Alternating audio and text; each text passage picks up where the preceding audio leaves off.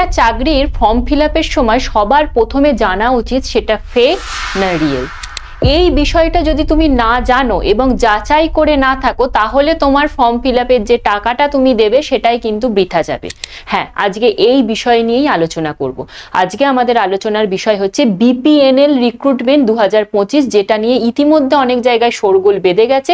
সেটা আদৌ সত্যি কিনা এবং তোমাদের ফর্ম ফিল আপটা করা উচিত কিনা সেই সম্পূর্ণ তথ্যটাই কিন্তু আমি তোমাদের সামনে তুলে ধরবো। তারপর তোমরাই বিচার করবে এটা ফেক না রিয়েল। তাহলে চলো শুরু করি বিষয়টা নিয়ে আলোচনা। Hello student, welcome to BSSI competitive YouTube channel. এই চ্যানেলে তোমাদের অনেক অনেক স্বাগত।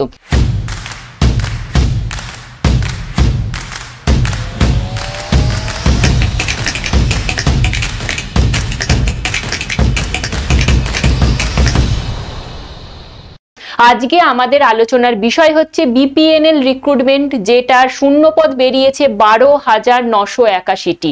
সত্যিই কি আদৌ নিয়োগ হয় এই বিপিএনএল এ? সমস্ত বিষয়টা একটু দেখে নেব। প্রথমেই বলি এই বিপিএনএল কি। বিপিএনএল হচ্ছে ভারতীয় পশুপালন নিগম লিমিটেড। এটি অবশ্যই একটি বেসরকারি সংস্থা, যেটি অনেক জায়গায় এটা উল্লেখই করছে না। অনেকে বলছেন যে এটি একটি সরকারি সংস্থা। তোমরা একটু নিজেরা গুগল করে নাও, তাহলেই তোমরা বুঝতে পারবে এটা একটি বেসরকারি সংস্থা এবং প্রতি বছর এরা নিয়োগ বিজ্ঞপ্তি প্রকাশ করে থাকে। এবছরেও নিয়োগ বিজ্ঞপ্তি প্রকাশ করেছে এবং সমগ্র ভারতবর্ষ থেকে আবেদন করা যাবে, ছেলে মেয়ে উভয়েই আবেদন করতে পারবে। তোমরা যারা অপেক্ষা করছো যে এটা সত্যি না মিথ্যে জানার জন্য, তাদের বলবো একটু আরো অপেক্ষা করো, ভিডিওটা পুরোটা দেখো, তাহলেই তোমরা পুরো বিষয়টা বুঝতে পারবে। কারণ তার আগে বিজ্ঞপ্তিতে ঠিক কি কি বেরিয়েছে সেটাও একটু আমাদের দেখে নেওয়া প্রয়োজন। তাহলে প্রথমেই দেখে নেব যে ফর্ম ফিল আপ ঠিক কবে থেকে শুরু হয়েছে এবং কতদিন পর্যন্ত চলবে। দেখো, আবেদন শুরু হয়েছে কিন্তু 25/4/2025 থেকে এবং চলবে 11ই মে পর্যন্ত। তাহলে কেন আমি এতদিন আগে ভিডিও করিনি সেটাই কিন্তু বলবো, কেন করিনি, আজ কেন করতে বাধ্য হলাম সেটাও বলবো। দেখো কোন কোন পদে নিয়োগ হচ্ছে। প্রথমে হচ্ছে চিফ প্রজেক্ট অফিসার পদে নিয়োগ হচ্ছে, তারপরে হচ্ছে ডিস্ট্রিক্ট এক্সটেনশন অফিসার এবং তার সাথে থাকছে তহসিল ডেভেলপমেন্ট অফিসার এবং পঞ্চায়েত পশু সেবক। এই 4টে পদে নিয়োগ হচ্ছে এবং এখানে তুমি মাধ্যমিক পাস থেকে শুরু করে পোস্ট গ্রাজুয়েশন ডিগ্রি যদি থাকে তাহলেও তুমি আবেদন করতে পারবে। সম্পূর্ণ বিষয়টা আরো আলোচনা করব। দেখো শূন্যপদ প্রথমেই বলেছি 12,981। এটা ওই যে 4টে পদ বেরিয়েছে সেই 4টে পদ অনুযায়ী এবং এই যে শূন্যপদটা সেটা সমগ্র ভারতবর্ষে স্টেট ওয়াইজ ভ্যাকেন্সি, সেটার আমি টোটাল ভ্যাকেন্সিটা তোমাদের সামনে রাখলাম। এরপর দেখে নেব বেতন কাঠামো। বেতন কাঠামো দেখো, চিফ প্রজেক্ট অফিসারের ক্ষেত্রে বেতন কাঠামো 75,000 টাকা, ডিস্ট্রিক্ট এক্সটেনশন অফিসারের ক্ষেত্রে 50,000 টাকা এবং তহসিল ডেভেলপমেন্ট অফিসারের ক্ষেত্রে 45,000 টাকা এবং সব থেকে যে চর্চিত পদ সেটা হচ্ছে পঞ্চায়েত পশু সেবক, সেই পদের জন্য হচ্ছে মাইনে 28,500 টাকা। পরে দেখে নেব বয়স সীমা কি থাকছে। বয়স সীমা দেখো, প্রথমে যে চিফ প্রজেক্ট অফিসার তার ক্ষেত্রে বয়স সীমা থাকছে 40 থেকে 65 এবং ডিস্ট্রিক্ট এক্সটেনশন অফিসারের ক্ষেত্রে থাকছে 25 থেকে 40, তহসিল ডেভেলপমেন্ট অফিসারের ক্ষেত্রে থাকছে 21 থেকে 40 এবং পঞ্চায়েত পশু সেবক থেকে থাকছে 18 থেকে 40। তোমরা ইতিমধ্যে অনেকেই বলবে ম্যাডাম এগুলো তো সবই জানি, বাকিগুলো বলুন। তো অবশ্যই বলবো একটু ধৈর্য ধরো, তাহলেই পুরো বিষয়টাই বুঝতে পারবে। এরপর দেখে নাও শিক্ষাগত যোগ্যতা। প্রথমেই বলেছিলাম যে মাধ্যমিক পাস থেকে পোস্ট গ্রাজুয়েট সমস্ত পদের জন্যই কিন্তু রয়েছে। দেখো চিফ প্রজেক্ট অফিসারের ক্ষেত্রে স্নাতকোত্তর ডিগ্রি থাকছে এই বিষয়গুলোতে, সেটা আমি মেনশন করলাম না। পরেরটাতে হচ্ছে ডিস্ট্রিক্ট এক্সটেনশন অফিসার, সেটা হচ্ছে যে কোনো শাখায় স্নাতক ডিগ্রি থাকলেই তুমি আবেদন করতে পারছো। পরেরটা হচ্ছে তহসিল ডেভেলপমেন্ট অফিসার, এখানে হচ্ছে যে কোনো শাখায় উচ্চ মাধ্যমিক পাস, অর্থাৎ তোমার সায়েন্স আর্টস কমার্স যে বিষয়টাই থাকুক সেখানে তুমি জাস্ট উচ্চ মাধ্যমিক পাস করলেই হবে, কোনো পার্সেন্টেজের বিষয় থাকছে না। পঞ্চায়েত হচ্ছে, তারপর হচ্ছে পঞ্চায়েত পশু সেবক, এটাতে শুধুমাত্র মাধ্যমিক পাস করলেই তুমি আবেদন করতে পারবে। পরের যে বিষয়টা সেটা হচ্ছে নির্বাচন প্রক্রিয়া। নির্বাচন দেখো যদিও এটা একটা প্রাইভেট কোম্পানি, তারপরেও কিন্তু এখানে লিখিত পরীক্ষা দিতে দিতে হচ্ছে। দুটো ধাপে নিয়োগ হবে, 50 নম্বরের একটি লিখিত পরীক্ষা, তারপর একটা 50 নম্বরের ইন্টারভিউ, অর্থাৎ মোট 100 নম্বরের ভিত্তিতে কিন্তু তোমার নিয়োগটা হবে।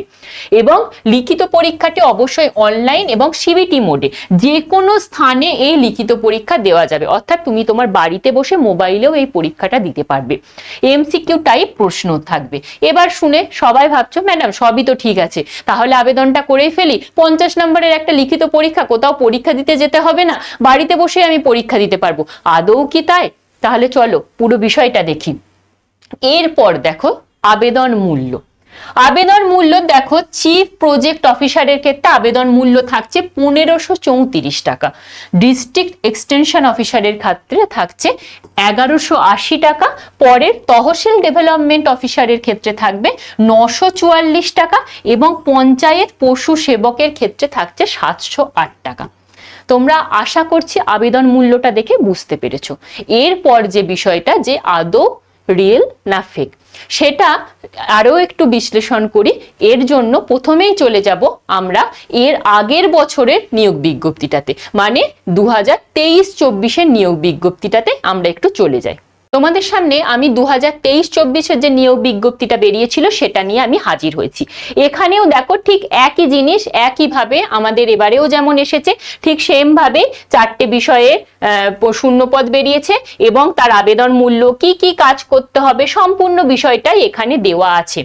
এবার প্রশ্ন হচ্ছে, এই যে নিয়োগ বিজ্ঞপ্তিটা বেরিয়েছিল সেখানে যে এই এতগুলো টাকা দিয়ে সবাই ফর্ম ফিল আপ করেছিল, এখানেও দেখো 50 নম্বরের দুটো পরীক্ষা, লিখিত পরীক্ষা এবং ইন্টারভিউ, একইভাবে সমস্ত বিষয়টাই গেছে।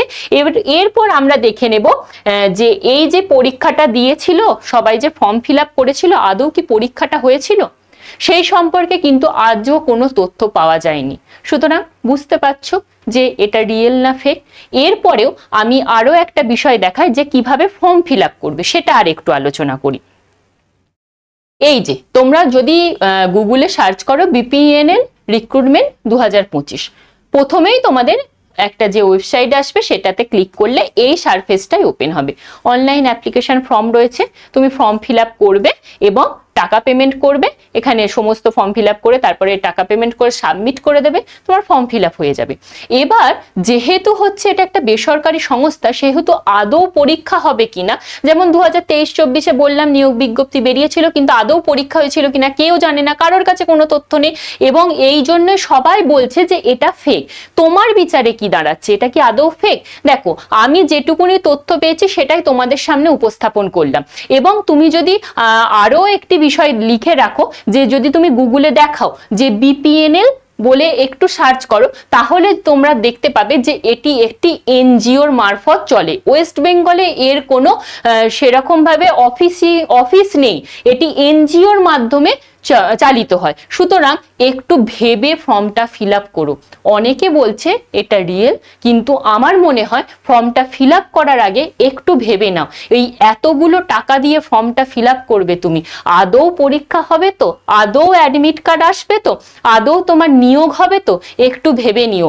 টাকাটা কিন্তু অনেকটা, সেই টাকায় তোমার সরকারি চাকরির পরীক্ষায় কিন্তু আরো দুটো তুমি ফর্ম ফিল আপ করে নিতে পারবে।